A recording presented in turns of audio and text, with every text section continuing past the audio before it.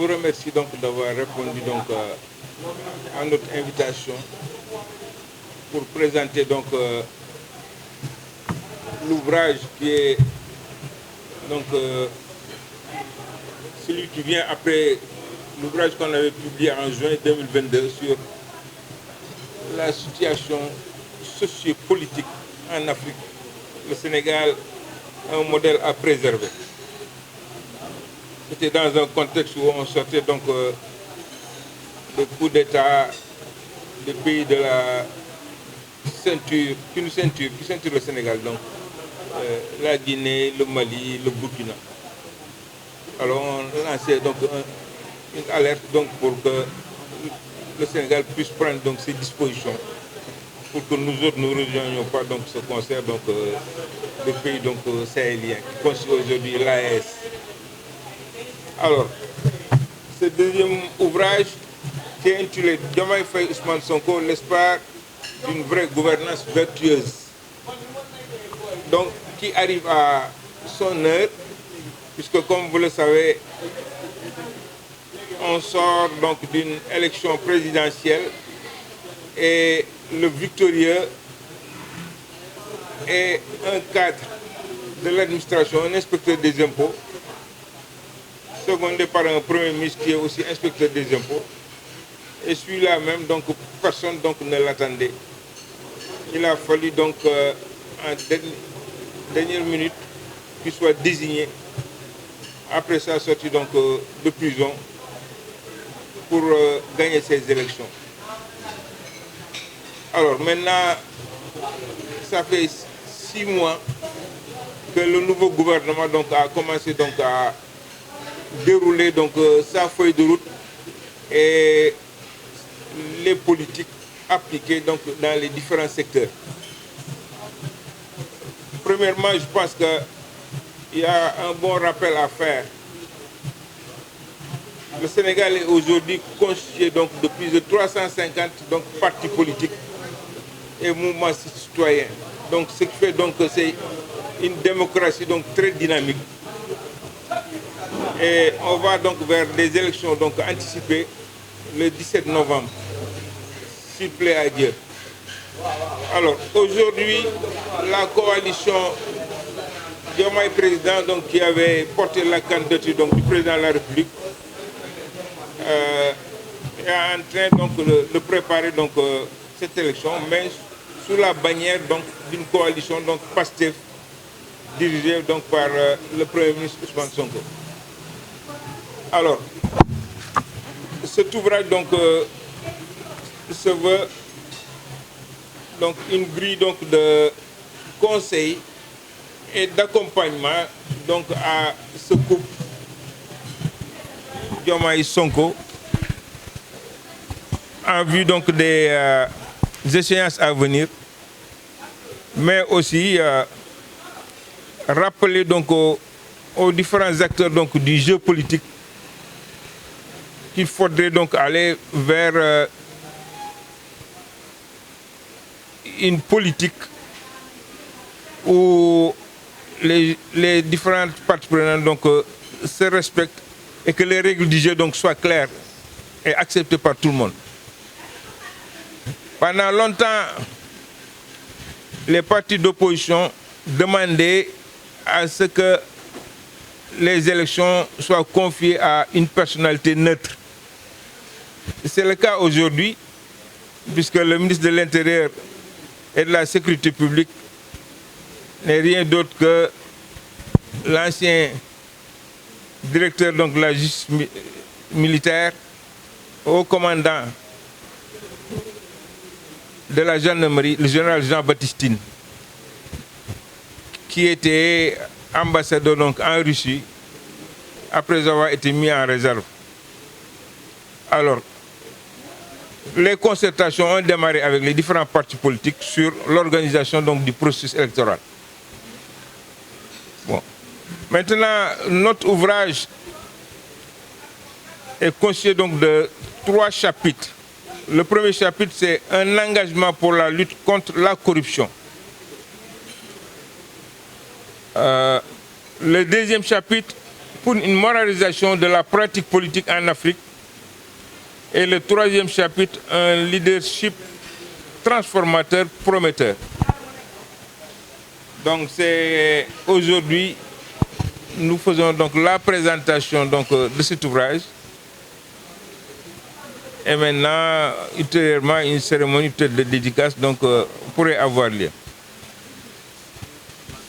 Alors, tel est le sens donc, de la justification de la publication donc, de cet ouvrage que nous avons décidé de leur consacrer sous le titre Diomaye Faye, Ousmane Sonko, l'espoir d'une gouvernance vertueuse, et qui fait l'objet de notre rencontre donc, de ce jour avec vous.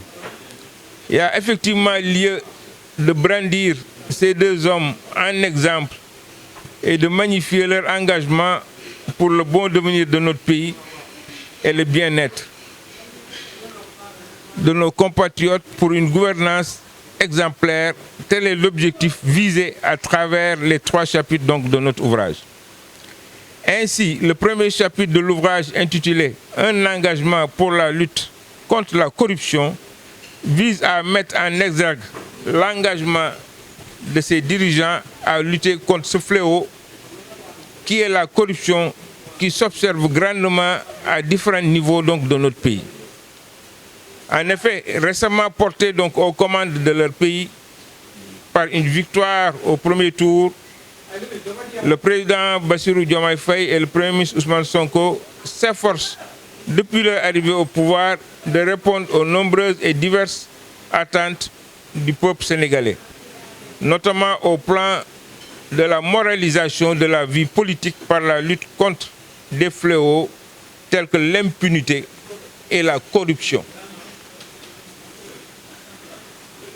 Présente à tous les niveaux de la société, la corruption, l'impunité demeurent sans aucun doute le plus redoutable défi qui se pose à la bonne gouvernance, au développement et à une croissance économique durable dans nos pays africains. Par conséquent, le fait pour le président Bassirou Diomaye Faye et le premier ministre Ousmane Sonko d'avoir abordé le problème de l'impunité de manière décisive, complète et stratégique revêt une importance capitale car cela constitue une priorité de développement.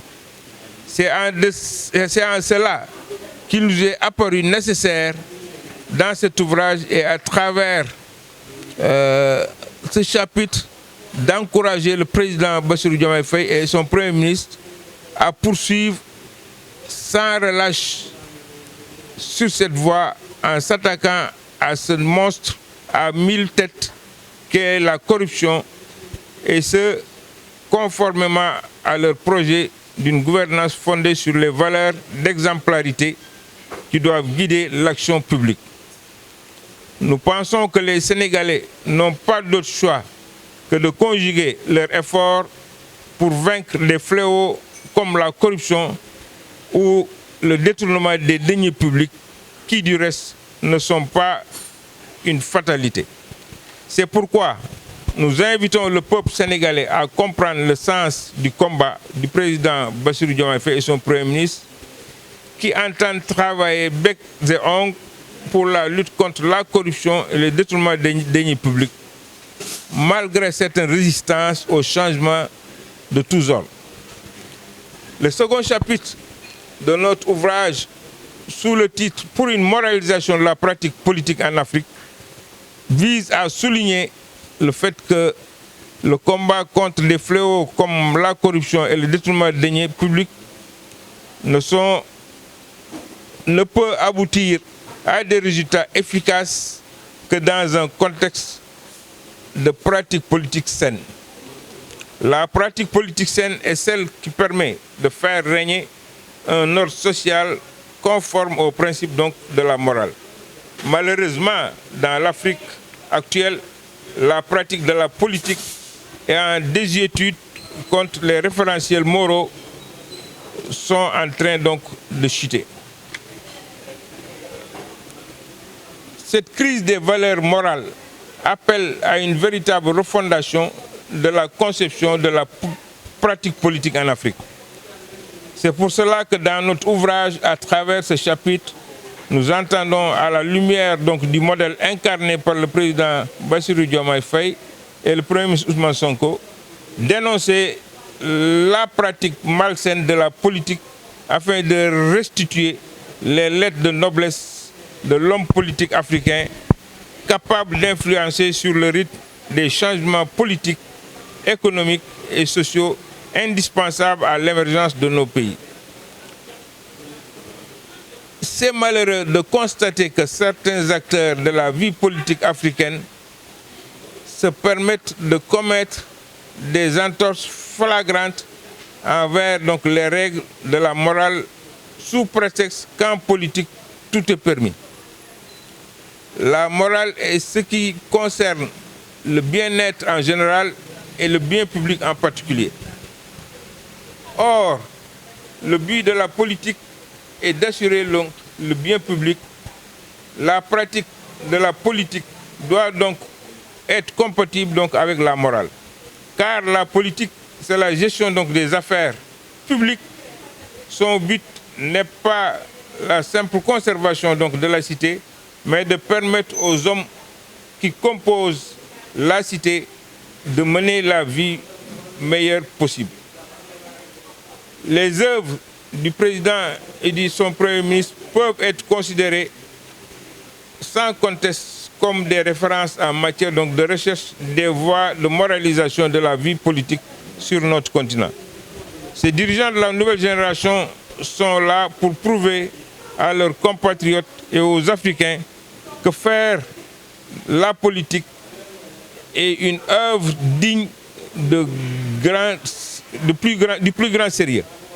Car, comme nous l'avons dit, la politique, c'est la gestion donc, des affaires publiques avec pour but de permettre aux hommes qui composent la cité de mener la vie la meilleure possible.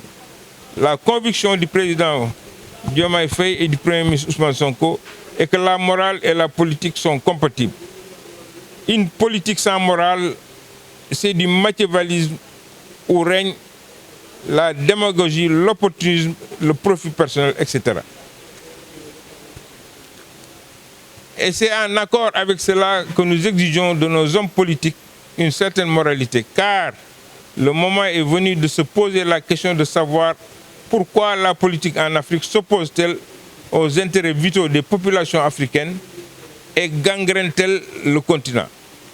Les hommes politiques africains ont-ils la culture morale pour comprendre l'intérêt de leurs activités et de leur vocation à conduire donc les peuples? Cette culture morale est-elle suffisamment forte pour concevoir l'idée de la transcendance du destin collectif sur le destin personnel ou clanique? Comment un homme politique ou une formation politique donnée prennent-ils en charge le destin national et comment le moment le mène-t-il donc à bien? Les hommes politiques africains ont-ils des modèles et veulent-ils les suivre? De quels repères moraux disposent-ils? Le sous-développement économique et social de l'Afrique n'est-il pas la conséquence logique d'un sous-développement des idées et de la moralité de notre classe politique?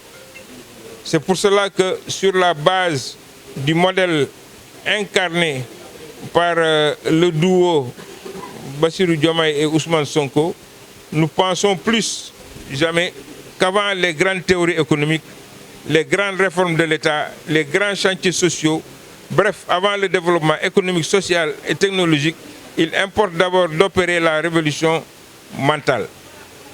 D'où tout l'intérêt de ce chapitre exhortant à la moralisation de la politique en Afrique.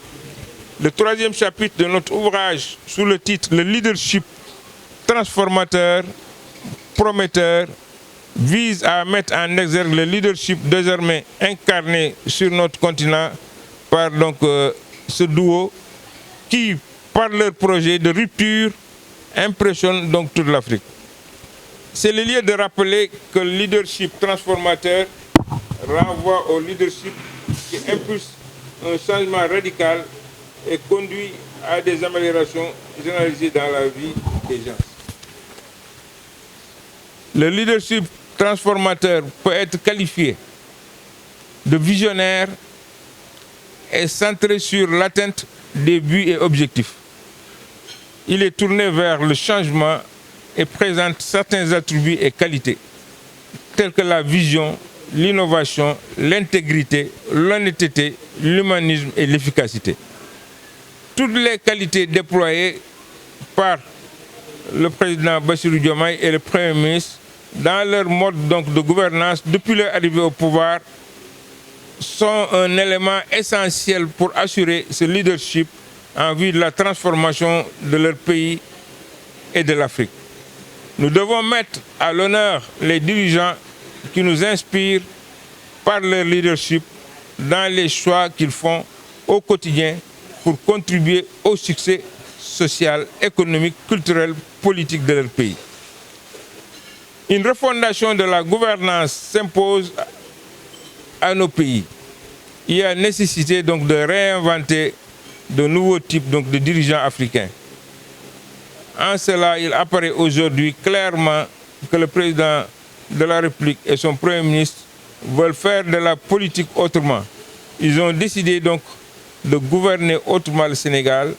C'est possible pour tous les autres pays africains et c'est urgent. Les actuels dirigeants donc sénégalais sont là pour prouver qu'une autre classe de leaders peut exister en Afrique, une classe de leaders qui œuvre pour restaurer la gloire et les valeurs que nous avons manqué d'exercer et diriger donc nos destinées vers l'éclosion de la grandeur que nous portons en nous. Récemment porté à la tête donc, du Sénégal, la vision donc, de ces deux leaders est de parvenir à une Afrique intégrée, prospère et pacifique, et représentant donc une force dynamique sur la scène mondiale. En cela, ils incarnent parfaitement le leader transformateur dont nous avons besoin donc en Afrique. Pour terminer mon propos, mesdames, messieurs, comme on peut le constater, en peu de temps, et par leur œuvre, le président et son Premier ministre se sont inscrits dans la lignée de ces grands dirigeants dont l'essentiel de leur vie a été consacré à la vie pour le bien-être et le peuple de leur pays et de leur continent.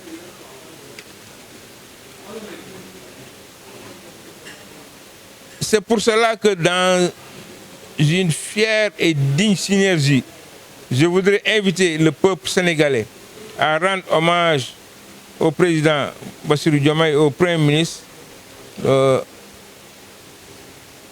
Ousmane Sonko, aurait donc de leur haute qualité. Oui, hommage doit leur être rendu avec une grandeur et une différence donc méritée qui témoignent de sentiments sincères et purs. De la prison au pouvoir, ces deux hommes ont prouvé qu'ils ne vivent que pour le Sénégal et qu'ils ont presque fait entièrement don de leur personne. Leur ambition dépasse leur personne pour atteindre la collectivité. Leur objectif est d'agir avec la collectivité pour transformer la réalité et améliorer donc la situation concrète des masses de leur pays.